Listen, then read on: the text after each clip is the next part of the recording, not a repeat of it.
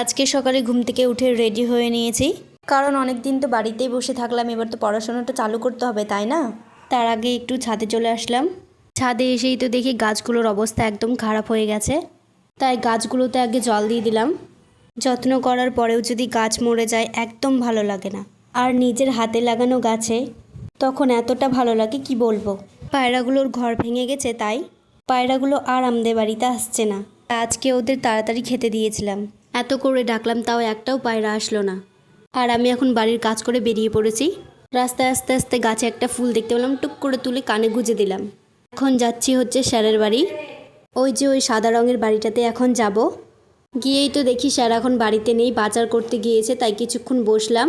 আর আমার সাথে আমার দিদিও গেছিল, ছোটো দিদি ওখানে বসেছিল, তো আমার দিদি ওদের সাথে গল্প করছিল। এদিকে আমি বসে থাকতে থাকতে একদম বোর হয়ে গেছি।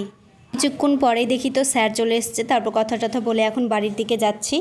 ঘুম থেকে উঠেই তো না খেয়ে চলে গেছিলাম, তাই এত খিদে পেয়েছিল যে বাড়িতে এসে আগে ভাত খেয়ে নিলাম। আর এদিকে লক্ষ্মী পুজো কবে হয়েছে, কিন্তু ফলটা এখনও রয়ে গেছে।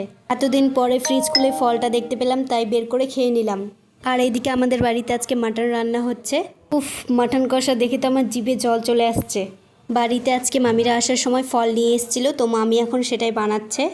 আমার সামনে কেউ ফল বানাবে আর আমি মুখ বন্ধ করে থাকবো, সেটা তো হতেই পারে না। ফল খাওয়ার কিছুক্ষণ পরেই তো দেখি মাংস হয়ে গেছে রান্না।